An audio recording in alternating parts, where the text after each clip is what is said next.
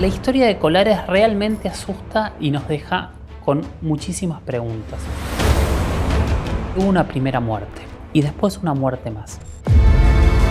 La histeria fue tal que el 80% de la población de la isla abandonó sus casas y se fue.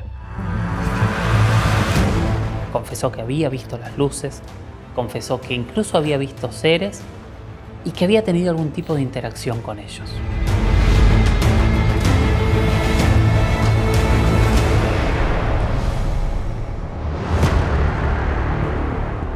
La gran pregunta que nos hacemos todos en torno a esta temática es si los ovnis existen.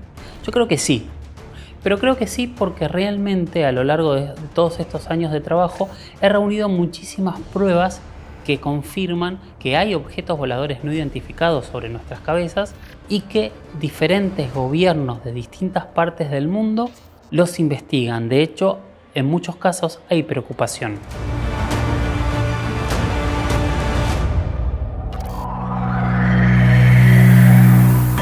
Uno de los casos más fuertes que me tocó se dio en el año 1977, en una zona muy remota de Brasil, en el estado de Pará, muy cerca de la capital de Belén, a unos 100 kilómetros, en una pequeña isla que está en uno de los brazos del río Amazonas.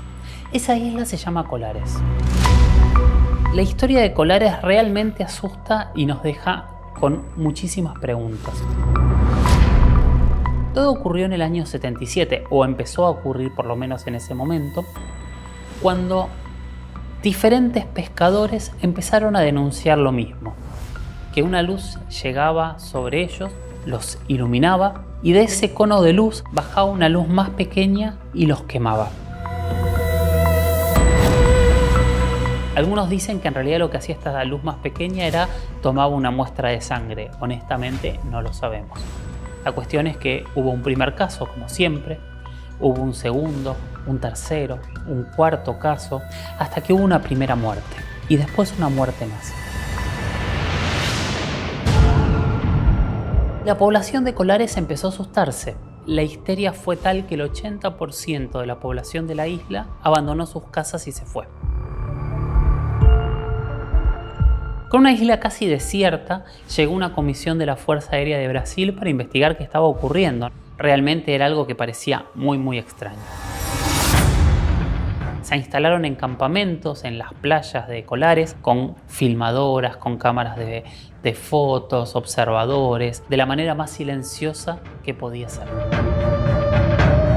Así como llegaron un día sin hablar con nadie, otro día levantaron el campamento y se fueron, algunos meses después. No hubo conclusiones, no hubo ningún tipo de referencia a lo que había ocurrido. Con el tiempo los pobladores se acostumbraron o estas luces se fueron. Es algo que hasta el día de hoy no está demasiado claro, pero la vida de la isla volvió a la normalidad. Casi 20 años después, Holanda Lima, que era la persona que estuvo a cargo por parte de la Fuerza Aérea de la investigación, decidió dar una entrevista en televisión con Ademar Shebaer y con Marco Antonio Petit. Y en esa entrevista él confesó por primera vez ante las cámaras esto. Confesó que había visto las luces, confesó que incluso había visto seres y que había tenido algún tipo de interacción con ellos. A gente conseguiu determinar, classificar como formas de naves, alguns eram sondas, alguma fotografia parecia uma nave maior e dela saindo naves menores, depois dessas naves menores voltando para essa nave maior. Aí nós vimos uma forma estranha, uma forma de uma bola de futebol americana, aquela bola de ponta, muito grande. Unos 15 días después de conceder esta entrevista, Holanda Lima se suicidó.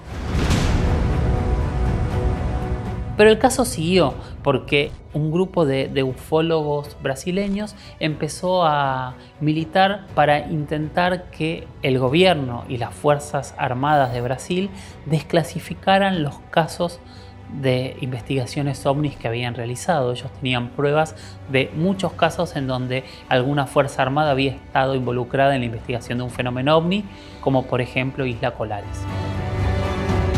Esta campaña, que se llamó Libertad de Información Ya, logró sus frutos y justamente uno de los casos que fue finalmente desclasificado fue parte de la investigación de Isla Colares. Desde el 77 hasta los primeros años del 2000, cuando este documento fue desclasificado, fueron muchísimos años en donde esta información fue vedada a la sociedad, o sea, era secreta.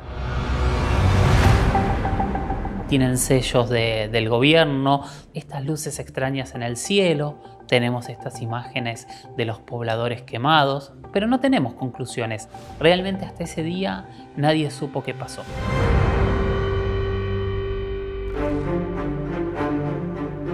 Muchos años después, acompañado por Ademar Shebaerd y por un equipo de documentalistas, nos fuimos a la isla.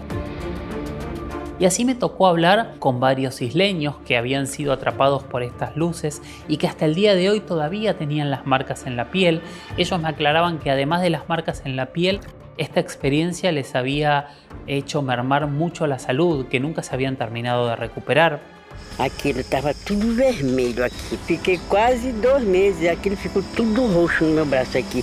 Quando sentou, ficou essas 2 marcas aqui, olha. Até agora eu tenho essas 2 marcas no meu braço. Hablamos con la médica, que en ese momento era una residente y que tenía que curar estas quemaduras, que no sabía cómo hacerlo, que fue muy caótica para ella vivir en este estado de histeria en donde todos tenían miedo de ser atacados en cualquier momento. Quando eu cheguei lá, ela estava queimada, 2 orifícios paralelos, desacordada, sem força muscular, não ficava em pé, não falava.